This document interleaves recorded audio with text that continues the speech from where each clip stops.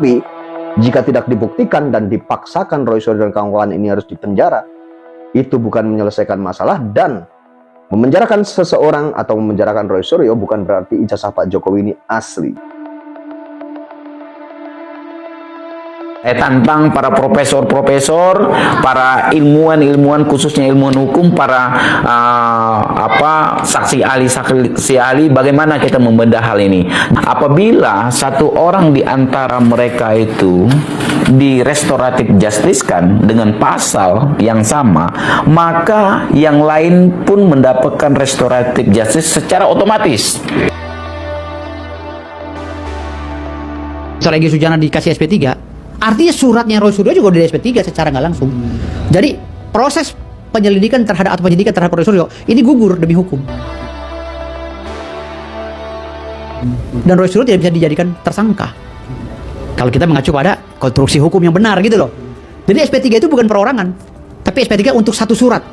Makanya ketika Pak Jokowi dulu itu memberikan SP3 kepada Bang Egy Sujana, gue langsung begini, kacau ini. Gue bilang kacau. Cacat hukum ini prosesnya. Akhirnya Roy Suryo selesai, selamat dia. Kalau itu mau dibawa ke pengadilan, Roy Suryo itu ada dua. Satu, pengadilan tuh harus membuktikan ijazah itu benar asli atau tidak. Iya kan? Assalamualaikum warahmatullahi wabarakatuh. Jumpa lagi dengan Sarang Informasi. Gimana kabar kalian semua? Mudah-mudahan dimanapun kalian berada, baik-baik saja, sehat selalu, dan dimudahkan rezekinya. Amin. Buat teman-teman semuanya yang sudah mengikuti kasus dugaan ijazah palsu Jokowi ini, selama ini kita semua yang sangat antusias untuk mengikuti berita ini atau kabar ini. Tentunya kalian semua menunggu-nunggu kapan selesainya kasus ini atau endingnya kasus ini ya. Dan Roy Suryo sudah ditetapkan sebagai tersangka bersama teman-temannya. Dan ada kabar naiknya P21 ini masih sumir ya teman-teman ya. Kemarin dari Polda Metro Jaya mengatakan bahwa berkas ini sudah lengkap katanya itu ya. Akan tetapi ternyata hingga saat ini belum ada pernyataan resmi atau konferensi pers dari Polda Metro Jaya secara resmi mengatakan bahwa kasus ini sudah P21. Teman-teman semuanya, mungkin pendukung Roy Suryo CS ya juga menginginkan bahwa kasus ini harus naik ke P21 ya, agar Pak Jokowi ini menunjukkan ijazahnya ya. Bukannya kita semua ini panik ya, yang pendukung Roy Suryo, dan Roy Suryo sendiri juga tentunya tidak panik dengan adanya SP21 misalnya. Karena apa? Jika kasus ini naik ke P21, kita semua ingin tahu bagaimana sebenarnya ijazah Pak Jokowi, dan kita semua ingin tahu sebenarnya ijazah Pak Jokowi ini asli atau palsu. Pertanyaannya, Pak Jokowi apakah berani hadir di persidangan setelah kasus ini naik ke P21? Ini adalah menjadi suatu pertanyaan atau tanda tanya kita semua. Jika kita melihat kasus-kasus yang dulu pernah terjadi atau kasus yang pernah menimpa Bambang Tri dan Gus Nur, itu pun tidak terjadi. Pak Jokowi ini menunjukkan ijazahnya di pengadilan atau di persidangan. Suryo itu sekarang jadi tersangka. Kita tidak tahu persis kan? Itu karena apa sih? Karena menuduh ijazah Jokowi palsu? Atau karena soal lain? Misalnya menimbulkan keonaran, menimbulkan kegaduhan, membuat berita bohong atau apa? Nah, kalau masalahnya ijazah palsu, saya sependapat dengan Pak Susno Duaji, sependapat juga dengan Pak Jimli, dan itu sudah saya katakan bulan Maret yang lalu. Kalau itu mau dibawa ke pengadilan, Roy Suryo itu ada dua. Satu, pengadilan tuh harus membuktikan ijazah itu benar asli atau tidak. Iya kan? Bambang Tri dan Gus Nur divonis bersalah menjalani hukuman, itu pun tidak melihat ijazah Pak Jokowi ya teman-teman ya. Dan di sini ada beberapa pakar hukum, orang yang mengerti hukum, dan orang yang paham tentang hukum ya, seperti Prof. Mahfud MD, dan ada beberapa orang lainnya. Ada Firdaus Oyuwobo yang dulunya adalah ketua Termol ya, entah sekarang menjadi ketua Termol atau tidak. Itu pun juga mengatakan sebenarnya kalau kasus Roy Suryo ini sebenarnya, atau status tersangka Roy Suryo ini cacat hukum dan harusnya gugur ya, karena memang sudah ada terbit SP3 Resmond Sianipar dan Egy Sujana ya, Dami Hari Lubis. Seorang Egy Sujana dikasih SP3, artinya suratnya Roy Suryo juga udah di SP3 secara nggak langsung. Itu seharusnya katanya itu kasus ini sudah gugur dan cacat hukum, seharusnya seperti itu ya. Jadi proses penyelidikan terhadap atau penyidikan terhadap Roy Suryo ini gugur demi hukum.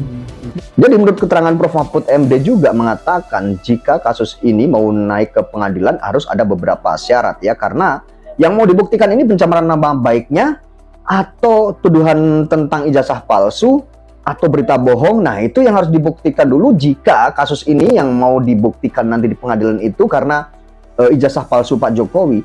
Akan tetapi sangat tidak mungkin sekali, dan mungkin ini hanya akan membuktikan Roy Suryo dan kawan-kawan ini mencemarkan nama baik, ya, memfitnah seperti itu mungkin, ya, karena jika kita melihat di kasus Bambang dan Gus Nur juga seperti itu. Tidak ada Pak Jokowi ini menunjukkan ijazahnya, dan Bambang dan Gus Nur tidak melihat ijazahnya. Yang dibuktikan pencemaran nama baiknya dan bukan ijazah Pak Jokowi ini asli atau palsu. Sebenarnya kita menunggu-nunggu ya kasus ini cepat naik ke persidangan karena Pak Jokowi janji akan menunjukkan ijazahnya, siap membuktikan ijazah itu asli atau palsu.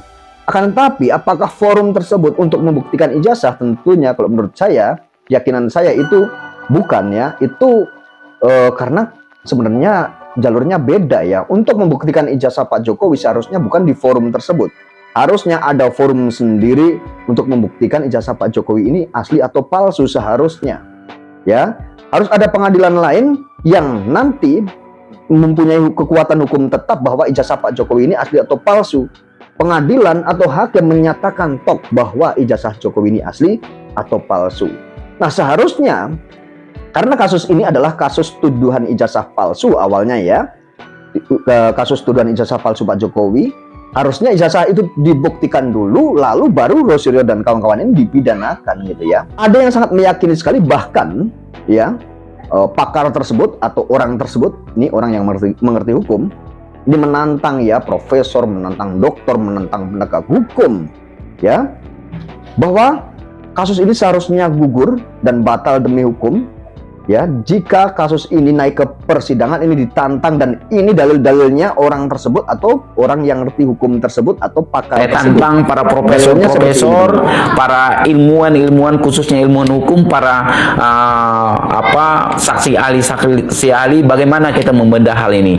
Jangan mempidanakan seseorang. Lebih baik membebaskan 1000 orang yang bersalah kebanding mempenjarakan satu orang yang tidak bersalah. Kalau satu rangkaian laporan terdiri dari beberapa orang, apabila satu orang di antara mereka itu di restoratif justice-kan dengan pasal yang sama, maka yang lain pun mendapatkan restoratif justice secara otomatis. Kenapa? Di dalam menyelesaikan atau meng-SP3-kan suatu perkara, tentu saja mencantumkan nomor laporan kepolisian tersebut, sehingga tidak bisa di-split, kecuali laporan-laporan itu berbeda. Kalau kejaksaan mengetahui di dalam satu LP ini memiliki beberapa orang ataupun ada rangkaian-rangkaian yang memiliki pasal yang sama ya, yang diterapkan kepada misalnya kepada Pak siapa yang sudah di RJ-kan si Rismon Sianipar. Rismon Sianipar kan dimasukkan juga di dalam pasal Undang-Undang ITE 27 ayat A di pasal 32 dengan 35. Sama halnya dengan Bapak Roy Suryo, sama halnya dengan Dr. Tifa. Nah, dengan demikian ketika di dalam rangkaian ini adalah satu LP. Satu LP siapa yang melaporkan? Tentu saja yang melaporkan adalah mantan Presiden Republik Indonesia yang ketujuh adalah Bapak Jokowi. Salah satu ini dihentikan atau berdamai, secara otomatis laporan kan hanya satu. Ya, laporan hanya satu, maka yang lain pun akan mendapatkan yang namanya restoratif justice karena pasal yang disangkakan itu sama dan LP itu sama. Jadi Bapak Roy Suryo dengan Bu Tifa dipakai LP mana? Kalau tetap dipakai punya si Rismon, maka tentu saja harus di SP3-kan.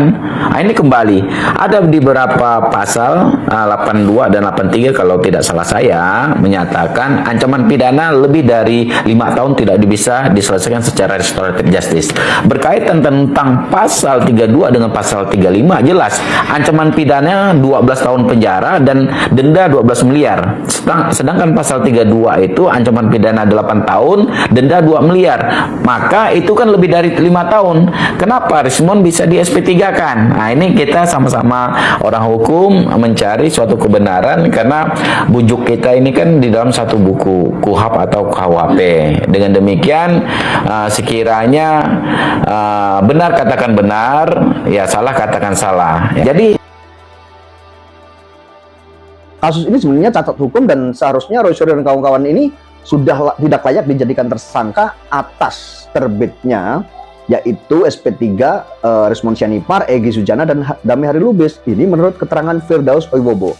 Jadi SP3 itu bukan perorangan, tapi SP3 untuk satu surat. Makanya ketika Pak Jokowi dulu itu memberikan SP3 kepada Bang Egy Sujana, gue langsung begini, kacau ini. Gue bilang kacau.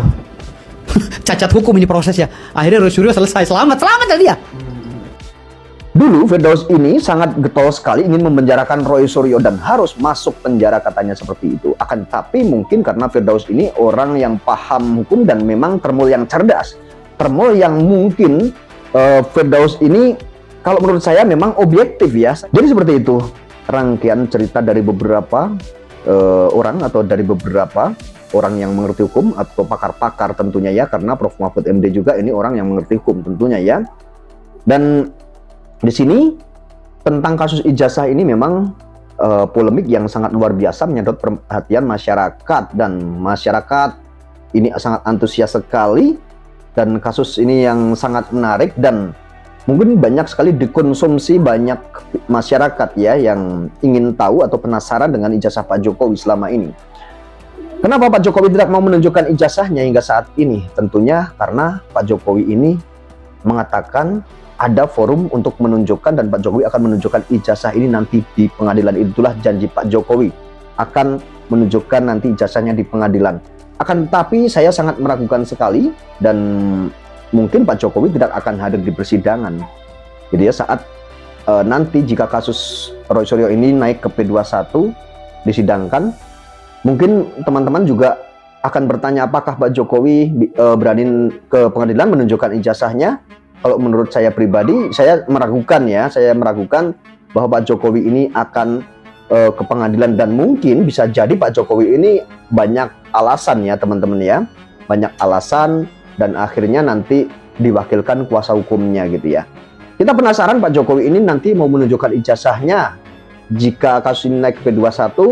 Saya sangat menunggu-nunggu sekali bagaimana sih Pak Jokowi nanti menunjukkan ijazahnya. Dan apakah ijazah itu akan dibuktikan di persidangan? Kalau menurut saya tidak akan dibuktikan dan hanya akan ditunjukkan saja. Mungkin seperti itu ya teman-teman ya. Bahkan mungkin juga ada kemungkinan ya ini Pak Jokowi ini tidak akan menunjukkan ijazahnya. Dan kita semua tahu Pak Jokowi ini ada agenda politik, safari politik yang nantinya mungkin akan bisa dijadikan alasan juga oleh Pak Jokowi ini bahwa saya tidak bisa karena ada agenda ini, agenda safari ini, ada kesibukan ini, mungkin bisa jadi seperti itu ya teman-teman ya. Jika kalau mau fair tentang kasus ijazah ini ya kita minta ya agar Pak Jokowi ini sesuai sama janji, kalau naik ke P21 kasus Roy Suryo ini sesuai janji nanti Pak Jokowi ini menunjukkan ijazahnya, membawa ijazahnya dan dibuktikan ya di situ. Lalu jika ijazah Pak Jokowi terbukti asli, penjarakan Roy Suryo kan gitu ya. Dan jika ijazah Pak Jokowi terbukti palsu, ya itu lain halnya, lain cerita ya, nanti bagaimana mekanisme hukumnya nanti kita tidak tahu. Jadi kalau memang terbukti palsu ya itu yang bisa melaporkan lagi bahwa ijazah Pak Jokowi palsu ya mungkin dari kubu Roy Suryo CS, mungkin kan seperti itu ya teman-teman ya. Jadi kita ini sebenarnya ingin kejelasan bahwa ijazah Pak Jokowi ini asli atau palsu. Ingin sekali terang benderang agar tidak jadi pertanyaan-pertanyaan lagi. Karena jika Pak Jokowi ini hanya tujuannya untuk memenjarakan Roy Suryo dan kawan-kawan tanpa memperlihatkan ijazahnya, dan ambisi ingin memenjarakan beberapa orang yang menuduh ijazah Pak Jokowi palsu, sebenarnya itu bukan hal yang baik dan bukan hal yang tentunya menyelesaikan masalah. Karena nanti setelah mereka ini dipenjarakan dan dipenjara misalnya ya Roy Suryo dan kawan-kawan, masih ada lagi orang-orang yang mempermasalahkan ijazah Pak Jokowi, atau tetap masih ada lagi isu-isu ijazah ini masih terus akan digoreng jika ijazah itu tidak dibuktikan gitu ya. Seharusnya memang ijazah ini harus dibuktikan terlebih dahulu. Jadi setelah dibuktikan terus ada orang yang dipenjara, itu berarti oh iya, karena ijazah terbukti asli dan ada orang yang dipenjara, tentunya orang-orang tidak atau masyarakat tidak akan berani lagi mempermasalahkan atau membuat isu ijazah palsu Pak Jokowi, tentunya seperti itu. Akan tapi jika tidak dibuktikan dan dipaksakan Roy Suryo dan kawan-kawan ini harus dipenjara, itu bukan menyelesaikan masalah. Dan memenjarakan seseorang atau memenjarakan Roy Suryo bukan berarti ijazah Pak Jokowi ini asli, ya, jika tidak pernah dibuktikan. Oke teman-teman, terima kasih banyak yang sudah menonton video ini sampai selesai. Sampai ketemu di video saya berikutnya. Assalamualaikum warahmatullahi wabarakatuh.